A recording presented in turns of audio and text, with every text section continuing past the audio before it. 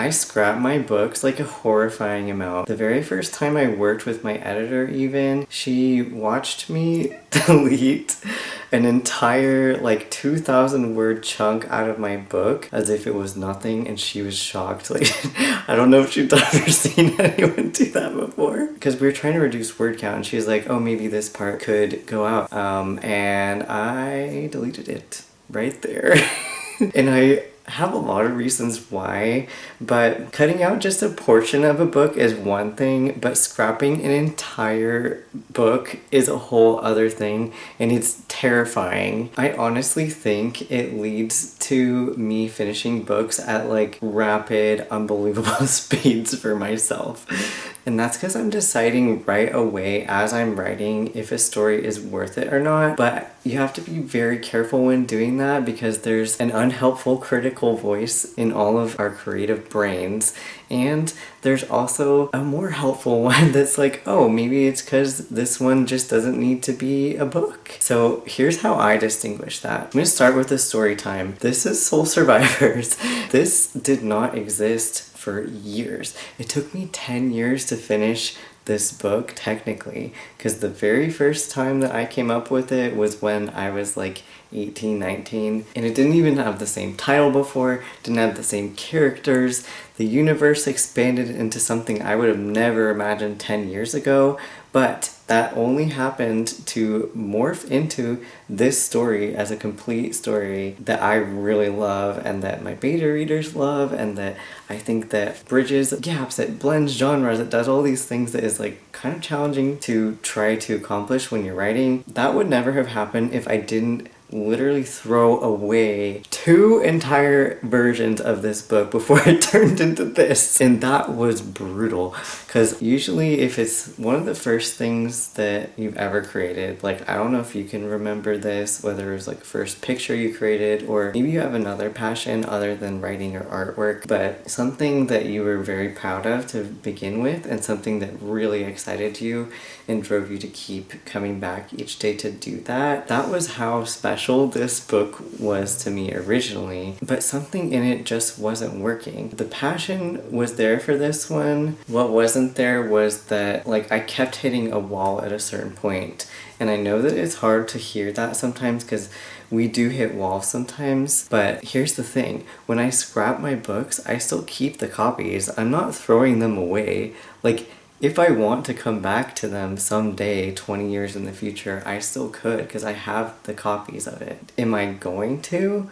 Probably not, and that's okay too, because guess what? This learning experience of what I didn't like about each version of the book led me to create this one, this one, and this would literally not have existed if I didn't learn those things along the way. When I say hitting a wall, what I'm picturing that as, for me personally at least, is when I feel like I had a flow, I was writing, I was living the story, and I just lost that passion. So is that a sign that your book isn't fun to read? No. Is it a sign that you're not in the space to write right now? Possibly. So I think giving it a proper chance until it becomes feeling like you're forcing yourself, then I think like, okay, it's time to step away. That's what I've learned, at least in my own process. So for this one, when I started drawing its very first version of itself, it was called Chronic Nightmare Syndrome, and it was a comic. I've talked about this in other videos, so you might have heard me talk about it, but if not, it's basically like a horror, more on the horror side, psychological horror, a lot more about nightmares and this weird like interdimensional stuff. I still used a similar universe, but none of that backstory was shown that is shown in this book. That makes it like a lot more connected to the characters, and I think looking back that's kind of what I was feeling. Like in my head, the characters were so lively. They had so much substance to them that I didn't feel like was coming through in my writing at that time. And that started out as, I think, a skill issue, which sounds kind of harsh, but I just feel like I needed the time to learn through writing more characters than just them, how to make my characters more well-rounded. Sometimes the details that I would worry readers would skip over would be the most interesting. And so my editor actually really helped me figure that out too once I continued to finish this one, because we had to edit this book twice. So this has a whole history. So you might think like, oh, I'm talking about soul survivors a lot. Is this just about chronic nightmare syndrome turning into soul survivors? No, I scrapped tons of books. Like, it's terrifying. If you would actually look at it, I'll come up with a story idea, and if I feel the passion for it, I will follow it. But again, if I hit that wall and I'm like, I don't feel like writing anymore, or this isn't getting me up in the morning to write it, then I stop. I think to me though, it doesn't feel permanent. Like, I have the opportunity to come back to it, but I'm not gonna torture myself to sit there and do it, because then it's still not gonna be fun. Like, forcing yourself suddenly doesn't make it fun. Something that I think I've noticed is that if I'm not feeling that passion, I start to feel like, okay, if I was a reader, would I want to keep reading? And if the answer is no, then I don't feel like I should spend my time continuing to write, because I know that I'm going to have other ideas. And that can be really hard to trust when you first start writing or you really love a story. But again, I set my story to the side. 10 years later, it's coming out as a book. So you never know what could happen. If we back up a bit and go to when I'm first forming stories in my head, I think I can see clearer to the reason why I've scrapped all these different books, or at least put them to the side. And that's usually because I wasn't achieving my original goal of what drove me and excited me in the first place. So sometimes that can shift and change into something bigger. And that happened with My Shy Alpha. My Shy Alpha is a werewolf book. I intended it to be just like a fun, really ridiculous, silly thing that I was doing, and it turned into very serious. Like, it was very steamy, but it still has a very serious side to it, with like serious topics about OCD, PTSD, and trauma that the characters are working through together, and like how to connect and find trust in another person again after you've been shown that it's like not safe to trust people by whatever has happened. You wouldn't expect that always in a werewolf novel, but I think that's what worked about it, and it still achieved what I wanted in terms of, as an author, I know that that's the type of story I usually gravitate towards in reading and writing. It was hitting the mark on that, so even if it wasn't my original intention of like, oh, just silly, I mean, honestly, I still did have fun with it, and it still is silly. Like, there's still funny parts in it. There's still like goofy things that happen. Noah is just a big goofy black wolf, like a puppy.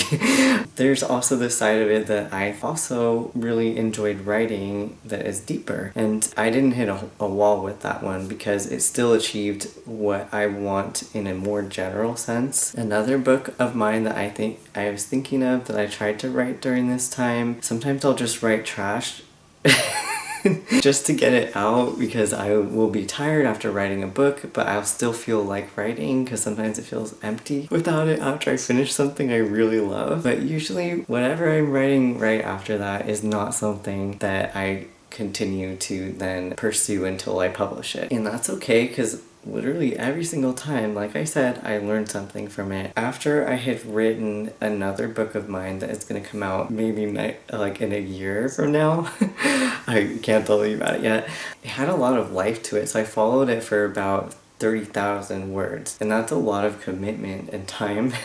But when I started getting to some of the more crucial parts and getting stuck in the plot, instead of forcing myself, I stopped. That freed up my time for other creative projects that did hold my attention and hold that passion, but it still showed me how much that I enjoyed the character development part and having characters learn through a story, and I learned how better through those 30,000 words to achieve that within a shorter time, setting them into wilder scenarios that were like realistic but funny or relatable, and that is something that I think takes a lot of practice. So am I really scrapping my books per se, or am I just practicing? That's kind of what I feel like as a conclusion here. I think that it can be so daunting to let go, but it's honestly very freeing.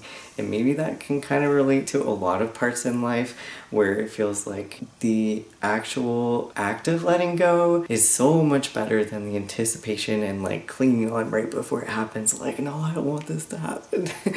My advice would be to just keep following your heart and your attention. While you're writing, it's not something that you have to share with anybody. Maybe you will someday, or maybe you won't, and it'll just be for you.